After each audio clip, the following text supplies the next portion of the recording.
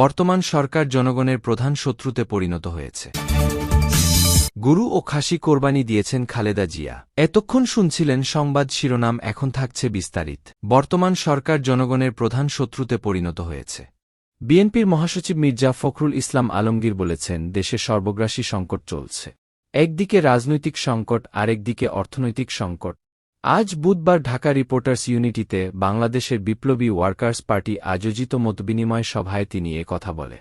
মির্জা ফখরুল ইসলাম বলেন, শিগগিরই সরকার বিরোধী আন্দোলন আরও বেগবান করা হবে। বর্তমান সরকার জনগণের প্রধান শত্রুতে পরিণত হয়েছে বলে মনে করেন তিনি। বিএনপি মহাসচিব আরও বলেন, গণতন্ত্রের লেবাসে রাজনীতির কাঠামো শেষ করে একদলীয় শাসন তৈরি করেছে এই সরকার।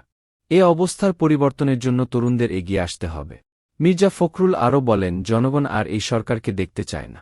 হটকারিতা বাদ দিয়ে আলোচনার মাধ্যমে গণতন্ত্র পুনরুদ্ধারের সংগ্রামে ঐক্যবদ্ধ হওয়ার আহ্বান জানান তিনি। গরু ও খাসি কোরবানি দিয়েছেন খালেদা জিয়া। ঢাকার গুলশানের বাসভবন ফিরোজায় ঈদুল আজহা উদযাপন করছেন বিএনপির চেয়ারপারসন খালেদা জিয়া।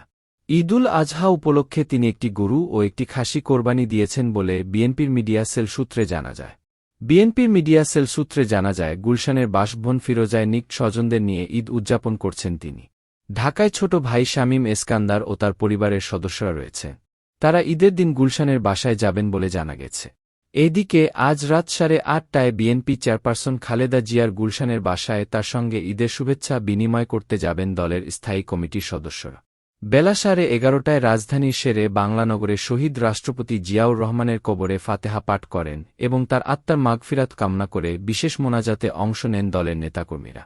আগে প্রতি ঈদে বিএনপি চেয়ারপারসন খালেদা জিয়া তার স্বামী জিয়াউর রহমানের কবর জিয়ারত করতে 2018 সালের 8 ফেব্রুয়ারি দুর্নীতি মামলার রায়ে খালেদা কারাগারে যাওয়ার পর থেকে দলটি এ ধারাবাহিকতা অনুসরণ করছে। সরকারের নির্বাহী আদেশের শর্তসাপেক্ষে খালেদা জিয়া জামিনে আছেন। বছরের দুটি ঈদে স্থায়ী কমিটির সদস্যরা তাদের নেত্রীর সঙ্গে দেখা করে।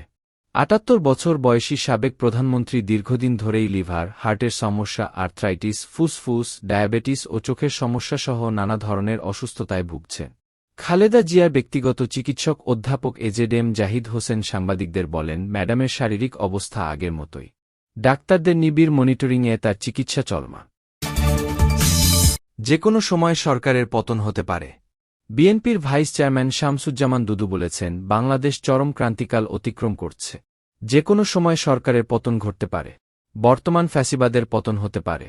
এত বড় লুণ্ঠনকারী সরকার বাংলাদেশের ইতিহাসে এর আগে কখনো ক্ষমতায় আসেনি। পুলিশ বাহিনীকে বিতর্কিত করেছে। বেনজির বাংলাদেশের এমন কোনো জায়গা নাই যেখানে লুটপাট করেনি। শুক্রবার জাতীয় প্রেস ক্লাবের সামনে বাংলাদেশ নাগরিক অধিকার আন্দোলনের অবস্থান কর্মসূচিতে তিনি এসব কথা বলে। বিএনপির চেয়ারপারসন খালেদা জিয়ার মুক্তির দাবি জানিয়ে দুদু বলেন, আপসহীন নেত্রী খালেদা জিয়ার মুক্তির দাবি জানাচ্ছি।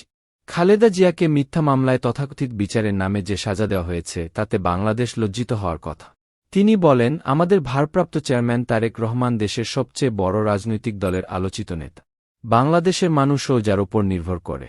যিনি বাংলাদেশ থেকে ফ্যাসিবাদ দূর করে গণতন্ত্র প্রতিষ্ঠা করতে পারবেন, এই কথাটি বাংলাদেশের মানুষ এবং দক্ষিণ এশিয়ার মানুষ বিশ্বাস করে। যাকে মিথ্যা মামলায় সাজা দেওয়া হয়েছে, সবকিছু প্রত্যাহার করে তারেক রহমান দেশে আসার ব্যবস্থা করার দাবি জানায়। শামসুজ্জামান দুদু বলেন, গায়ের জোরে তথাকথিত নির্বাচনের মাধ্যমে যে ক্ষমতায় বসে আছে সেই সরকার বৈধ সরকার নয়। সেই সরকারকে অবশ্যই পদত্যাগ করতে হবে। কেয়ারটেকারের হাতে ক্ষমতা হস্তান্তর করতে হবে। এছাড়া বাংলাদেশের যে সংকট তৈরি হয়েছে সেই সংকটের হাত থেকে মুক্তির কোনো পথ নেই।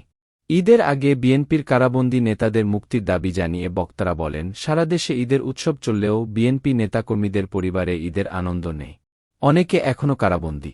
ঢাকা মহানগর স্বেচ্ছাসেবক দল দক্ষিণের সভাপতি জহির উদ্দিন তুহিন অনেক দিন ধরে কারাগারে কষ্টে দিন পার করছে। পরিবারে একমাত্র উপার্জনকারী ছেলে কারাগারে থাকায় অসুস্থ হয়ে পড়েছেন তার মা। অবুঝ ছেলেমেয়েরা বাবার জন্য কান্নাকাটি করছে। এসব দেখে অসুস্থ মানুষের পক্ষে টিকে থাকা সম্ভব না। ঈদের আগে বিএনপি চেয়ারপারসন খালেদা জিয়াসহ সব রাজবন্দীদের মুক্তি দেওয়া না হলে সরকারের পরিণতি হবে ভয়াবহ। নয়াপল্টনে পৃথক আরেকটি অনুষ্ঠানে বিএনপি চেয়ারপারসনের উপদেষ্টা আব্দুস সালাম বলেন, আওয়ামী লীগ স্বাধীনতা যুদ্ধের সময়ও পুরো জাতিকে বিপদে ফেলে পালিয়ে গিয়েছিল।